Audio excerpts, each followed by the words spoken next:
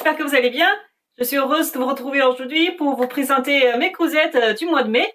Mais avant de commencer, je m'excuse pour la lumière si ça ne vous convient pas parce que, comme vous le savez, il pleut en ce moment. Puis j'ai pas beaucoup de lumière naturelle dans mon atelier pour filmer.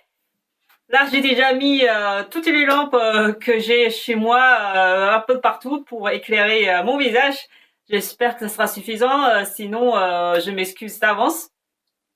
Pour le mois de mai, j'ai pas beaucoup cousu, j'ai que 3 cousettes à vous présenter.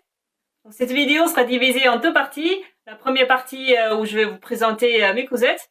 La deuxième partie, je vais vous parler des projets qui me donnent envie. Donc j'aimerais bien les coudre ce mois-ci ou si j'ai pas le temps, le mois prochain. Donc je vais vous mettre la timeline dans la description, donc vous pouvez sauter directement d'une partie à l'autre si vous voulez. Allez, on va commencer mes cousettes. La première cousette, j'aimerais vous présenter, c'est ce petit sweatshirt couleur lilas.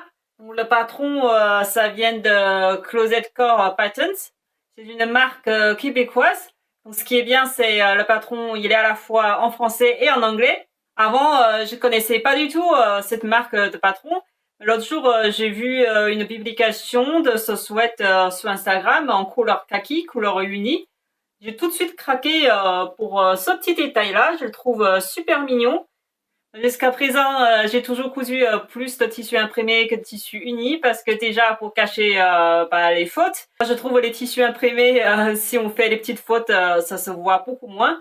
Et ensuite, les tissus unis, ça donne entre guillemets un aspect plus intéressant au patron. Mais celle-ci, ça fait partie des rares patrons que j'ai trouvé assez intéressant, même en couleur unie. Déjà, le petit nœud devant, ça ajoute un détail très sympa, j'adore. Puis il y a des surpiqûres décoratifs un peu partout. Là, il y en a 2 sur les manches.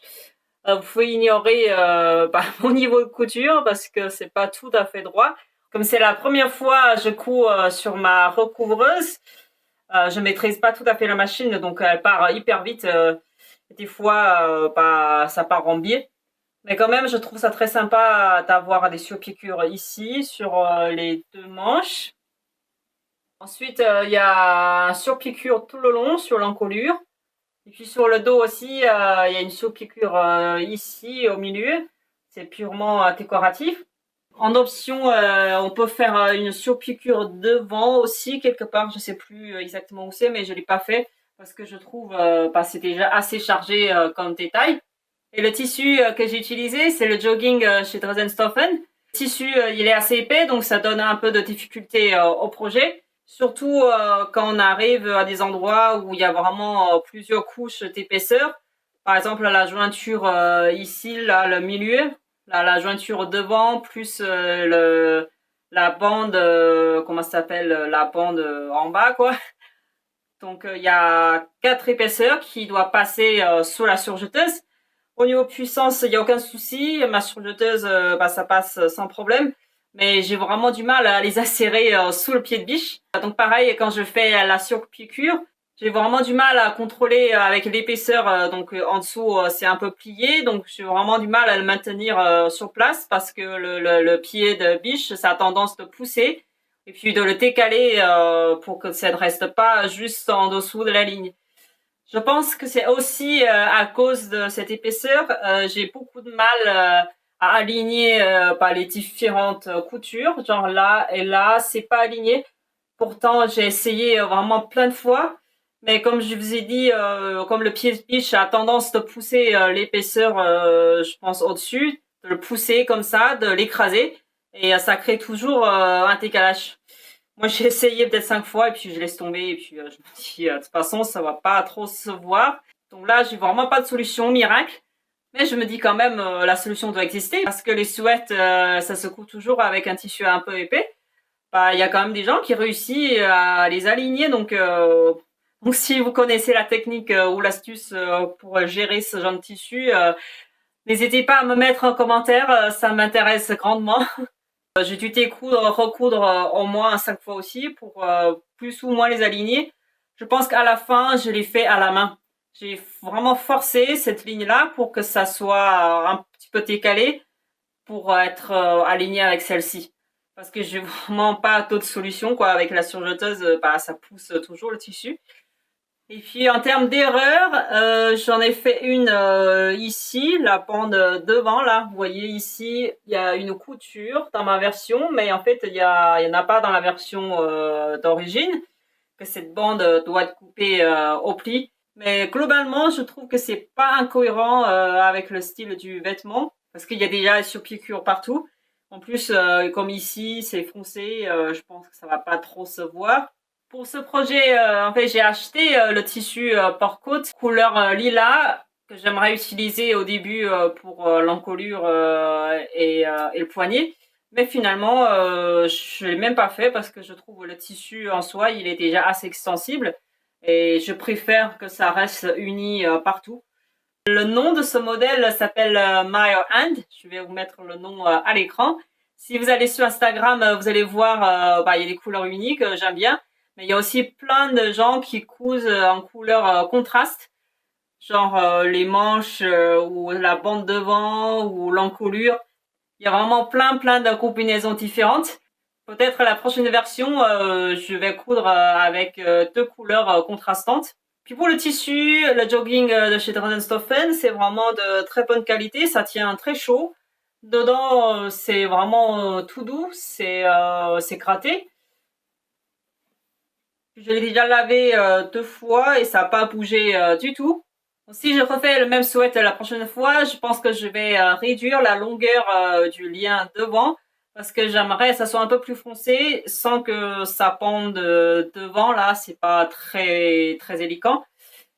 Voilà, donc c'est le seul point de modification que je vais faire. Sinon, c'est très confortable, très été contraste. En même temps, ça donne un certain style. Voilà, si vous cherchez un patron sweat basique, mais qui a une touche personnelle, bah pourquoi pas celle-ci. La deuxième cousette, c'est la fameuse Sirocco que j'ai enfin cousue. Parce qu'il y a 2 mois de ça, quand j'ai regardé les bilans couture de tous les youtubeurs que je suis, j'ai l'impression que tout le monde a cousu une Sirocco. Pourtant, moi, je ne suis pas très combinaison à la base. J'aime pas trop parce que c'est chiant à enlever avec le zip sur le dos, voilà quoi. Mais tout le monde dit le Sirocco, c'est tellement confortable, c'est comme des pyjamas. Voilà, j'ai cousu ma version avec aussi c'est un tissu, c'est le jersey en coton de chez Drazenstoffen, couleur bleu nuit. Donc, je l'ai déjà pas mal porté depuis que je l'ai cousu. Je l'ai déjà lavé plusieurs fois, donc le tissu, bah, c'est de bonne qualité, ça n'a pas bougé du tout, la couleur n'a pas changé. Moi, je trouve que les explications données sur le patron, c'est très clair. Il y a le schéma plus le texte. En plus, il y a un tuto de la chaîne Couture Paillettes, je crois. Je vais vous mettre le nom à l'écran et le lien en description qui explique vraiment, c'est une vidéo pas à pas pour coudre cette combinaison. Moi, j'ai utilisé les deux pour le coudre parce que des fois, j'ai un blocage sur une explication, donc je vais sur l'autre et tout de suite, ça devient plus clair. Je dirais, il n'y a pas de difficulté particulière, si ce n'est qu'il y a pas mal d'étapes parce que devant, vous voyez, il y a des plis. Désolée, je l'ai pas repassé. Donc le patron préconise de faire un pâtis pour fixer le tout sur place avant de piquer, sinon ça risque de bouger si vous passez directement à la machine juste avec les épingles. Et en termes de taille, j'ai cousu la taille 36. Donc c'est ma taille pour les vêtements de commerce. Donc je pense que la taille c'est assez standard. Puis là devant, surtout l'encolure, partout, j'ai fait une surpiqûre qui n'est pas tout à fait droit parce que comme je vous ai dit, la recouvreuse ça va vite et puis je la contrôle pas tout à fait. Mais une fois portée, comme c'est uni partout, je pense que ça se voit pas trop. Sinon, la coupe c'est vraiment top. Ça plaque bien devant, là ça ne paille pas du tout. Et au niveau de la taille au dos, il y a des pinces en bas et en haut, donc ça marque hyper bien la taille. C'est vraiment la coupe très flatteur. Moi, j'adore le résultat. Au début, j'avais un peu peur qu'avec le tissu jersey en coton couleur unie, ça va donner une impression d'être en pyjama. Mais en fait, non, moi je le trouve très classe. C'est fait pas du tout un vêtement intérieur. Il y a qu'une seule modification que j'ai faite, c'est j'ai réduit la longueur des jambes. Je mesure 1,65 m, mais je le trouve un peu long. Moi, je veux pas que ça fait voilà, les pantalons qui traînent par terre, quoi. Surtout, c'est une cousette d'été, donc je préfère ça arrive à la cheville. C'est pour ça que j'ai coupé. Sinon, tout le reste, ça taille super bien. Pour ma part, c'est la première fois que j'utilise de la laminette, je crois que ça s'appelle, pour fixer au niveau de la poche, pour que ça soit bien plaqué au corps. Donc il y en a un ici à l'intérieur, on ne le voit pas, mais il est bien là. Puis il y en a un ici là. Comme ça, on s'assure que ça ne paille pas et quand on le porte, ça plaque bien encore. Du coup, quand j'ai cousu ça, c'était là où il y a pas mal de jours fériés au mois de mai et tout est fermé. Et j'ai pas envie d'attendre la réouverture pour finir mon projet. Du coup, j'ai utilisé ce que j'ai. C'est l'élastique que j'ai acheté sur Mercerie Extra. C'est l'élastique pour le sous-vêtement en fait. C'est une bande de 5 mm. Du coup, je me dis, ça doit faire le job, hein. Donc j'ai mis. Ça a très bien fonctionné. C'est peut-être un peu plus épais que la vraie laminette. Mais bon, ça se voit vraiment pas, quoi. Puis troisième et dernier projet que j'ai cousu, c'est une veste de pluie pour ma fille. Moi, je me suis rendu compte que je couds en fonction de la météo parce que j'aime pas attendre des mois et des mois pour porter mes cousettes. Donc, je couds en fonction de ce que je peux porter sur le moment. C'est pour ça j'ai cousu un sweat parce que à ce moment-là, il y a eu une grosse chute de température et il faisait froid. Donc, j'ai cousu ça pour le porter tout de suite. Et le sirocco, c'est pareil. C'est un pantalon. Donc, si je mets une veste, même quand il fait frais, je peux toujours la porter. D'ailleurs, le jour où j'ai terminé ce projet, il commence à faire beau. Du coup, j'aurais dû coudre plus tôt, comme ça on aura du soleil un peu plus tôt. Et le patron, c'est quelque chose que j'ai déjà cousu, c'est le grand ours de chez IKT. Mais cette fois-ci, j'ai pas fait les oreilles de lapin. Je vous ai présenté la version lapin dans mon premier bilan couture. Je vais vous mettre ici un petit i. Cette fois-ci, j'ai fait les oreilles d'ours parce que c'est quand même une partie qui va prendre l'eau. Donc ça va rester dehors. Je me dis les oreilles lapins, comme ils sont plus longs, donc le tissu là à l'intérieur, il est pas imperméable. Et j'ai pas envie qu'il y a trop de tissu et qui prennent l'eau, quoi. Donc j'ai fait les oreilles d'ours qui sont aussi mignons. Sinon le tissu extérieur, c'est un tissu chez Mondial Tissu. C'est vraiment spécifique pour la veste de pluie. Donc, ça fait un moment que je cherche un tissu vraiment spécifique pour ce type de projet. Quand j'ai tombé sur celui-là, je l'ai pris tout de suite. En plus, il était en promo. Et pour la doublure, j'ai utilisé, je pense que c'est un French Terry. Aussi chez Mondial Tissu, c'est fait partie vraiment des tout premiers tissus que j'ai achetés. Mais je ne savais pas trop quoi faire parce que l'endroit de tissu, c'est super doux, c'est en coton. Mais l'envers, c'est pas doux, quoi, c'est gratte. Donc si on fait un vêtement avec, ça ne va pas être très confortable. Voilà, mais en doublure, il est parfait. Donc ça ajoute un peu d'épaisseur à la veste parce que quand il pleut ici, il fait toujours froid. J'ai ajouté un petit truc devant, comme sur les vestes de pluie du commerce, mais je ne l'ai pas coupé assez arrondi. Donc, il n'est pas assez grand, je trouve. Donc si je refais la prochaine fois, je vais faire un peu plus long, comme ça, qui dépasse un petit peu plus. Donc cette veste, elle est presque terminée. J'attends juste les boutons assortis avec le tissu bleu. C'est pour ça que je ne l'ai pas encore terminé. En termes de difficulté, je trouve il y en a pas trop puisque c'est déjà la deuxième fois que je le couds. Et surtout l'explication sur le patron IKT, il y a un livret explicatif, donc c'est assez clair avec schéma plus texte. En plus, sur la chaîne Couture Paillettes, il y a aussi un tuto dédié à cette veste-là. Donc j'ai suivi la vidéo plus le patron. Mais il y a un seul point que j'ai pas trop compris, c'est les oreilles. Parce que sur le patron, il y a en fait une espèce de pince sur les oreilles. Et on doit le coudre pour, je pense, pour faire un effet un peu comme ça. Mais j'ai pas tout compris parce qu'au début, j'ai fait pince dans le tissu devant et dos. Donc ça me fait une couture sur le dos. En plus, les oreilles sont toujours plates. Elles sont pas genre comme ça.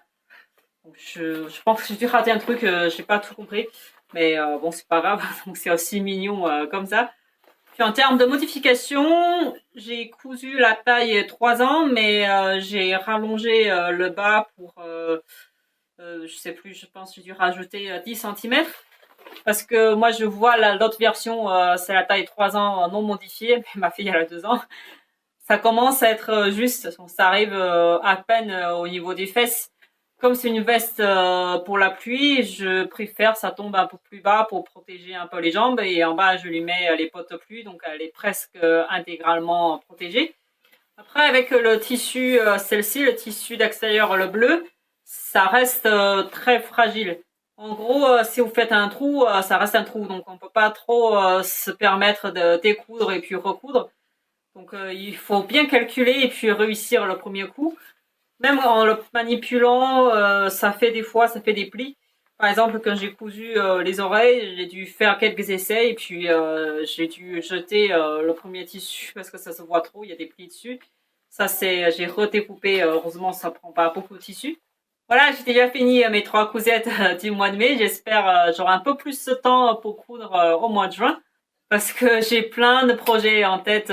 Surtout c'est motivant de coudre, je trouve, les belles robes d'été. Dans la deuxième partie de cette vidéo, je vais vous présenter quelques projets qui me donnent vraiment envie. J'espère que ça vous servira de l'inspiration.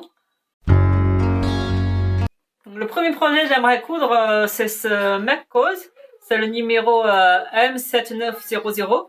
Je vais coudre cette version-là avec manches courtes et longueur crop parce que si vous regardez le dos, ils ont mis toutes les versions possibles. Donc il y a la version longue et la version courte. Là, sur cette photo, c'est la version longue et là, c'est la version crop.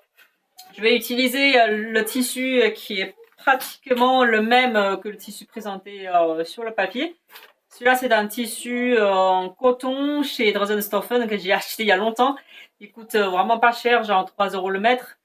Bon, j'ai déjà commencé à décalquer le patron. Juste pour information, moi, je fais la taille 10 chez Mecos. Taille e-commerce française, je fais 36. Donc voilà, si jamais vous cherchez une référence. J'hésite encore si je le double entièrement ou pas parce que le tissu, vous voyez, il est un peu froissé. Donc ça va pas vraiment plaquer encore. J'hésite quand même parce que j'aime pas gérer la parmenture. J'ai rarement l'expérience que ça reste pile poil en place. Ça a toujours tendance à sortir. Donc des fois, je me dis c'est peut-être plus simple de doubler. Et le deuxième projet, c'est cette jupe chez New Look. C'est vraiment une jupe toute simple avec un boutonnage devant. Je vais utiliser ce coupon de viscose que j'ai eu pendant la promotion chez Panitex que j'ai reçu hier. C'est vraiment une couleur très douce, très discrète. C'est viscose, mais au toucher, ça ressemble plus au lin, donc ça donne un aspect authentique.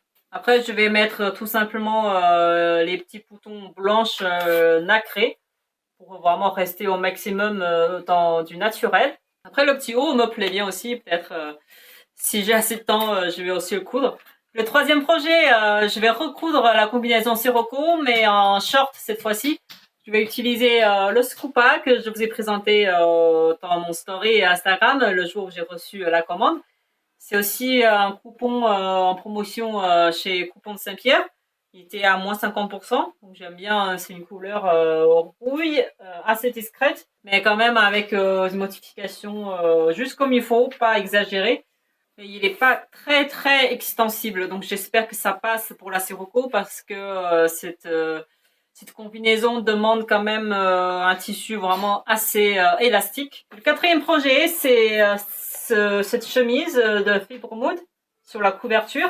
Je pense qu'elle est assez populaire dans le monde de la couturière. Il y a pas mal de monde qui l'ont déjà cousu. Moi, c'est surtout ce coupon de tissu qui m'a fait craquer. J'ai pensé tout de suite à cette chemise quand j'ai reçu ce coupon. C'est aussi en viscose, mais il est beaucoup plus doux que celui-là. Comme je vous ai dit, celui-là, au toucher, il ressemble vraiment au lin. Et celui-là, c'est très très doux, très souple. Avec les chiens. J'adore... même si c'est pas ma race préférée, moi j'ai un berger allemand, mais bon, j'aime bien les chiens quand même en général. Moi je pense que ça ira bien avec cette chemise-là. avec les volants. Je veux vraiment montrer au maximum les chiens en entier. Ensuite, j'aimerais aussi me coudre une robe longue, style champêtre. Donc, j'ai pensé tout de suite à la robe Anemone de chez Slow Sunday que j'ai acheté il y a un peu longtemps, mais c'est pas encore la saison pour la coudre. Mais quand j'ai vu ce tissu-là, ça m'a fait tout de suite penser à ce patron, donc je vais le réaliser dans ce coupon de viscose. C'est pareil, je l'ai eu pendant la promo chez Panitex. Ça n'a pas coûté bien cher. Moi, j'aime beaucoup ce style rétro. Ça m'a vraiment fait penser à certaines robes de ma mère dans les années début 90. Le tissu, il est très très fin. C'est le plus fluide de tous les viscoses que je vous ai montré. Par contre, il est transparent, donc si je veux coudre une robe, il faudra la doubler entièrement, sauf peut-être les manches et le pas de la jupe. Puis avant-dernier projet, c'est avec ce tissu-là, plein de fleurs. C'est un popeline coton chez Dresden-Stoffen. Je vais coudre la chemise azalée de Atelier 8 avril. C'est une chemise avec maxi-col type Claudine. Je vais mettre une photo à l'écran pour que vous visualisez ce que ça donne. Je pense que ça va être très joli avec ce tissu en fleurs, mais assez discret. J'hésite encore si je fais un manche court ou un manche longue. Enfin, je pense que ça dépendra de la météo. Puis le dernier projet, ce serait le sujet de ma prochaine vidéo. C'est un projet que j'aimerais coudre une chemise inspirée d'une chemise chez Rouge. Et comme j'ai pas de patron chemise, je vais combiner le haut de cette robe chemise, celle-ci, plus les manches de celle-ci. Avec la broderie et les bandes dentelles au niveau de la colle et le pâte de cotonnage. Et je vais vous en parler un peu plus dans la prochaine vidéo. Donc voilà, c'est le moment de vous abonner à ma chaîne pour ne pas louper la prochaine sortie de vidéo. C'est la première fois que je fais ce format combinaison pile en couture et projet à venir. Dites-moi dans les commentaires si c'est un format qui vous convient ou qui vous plaît.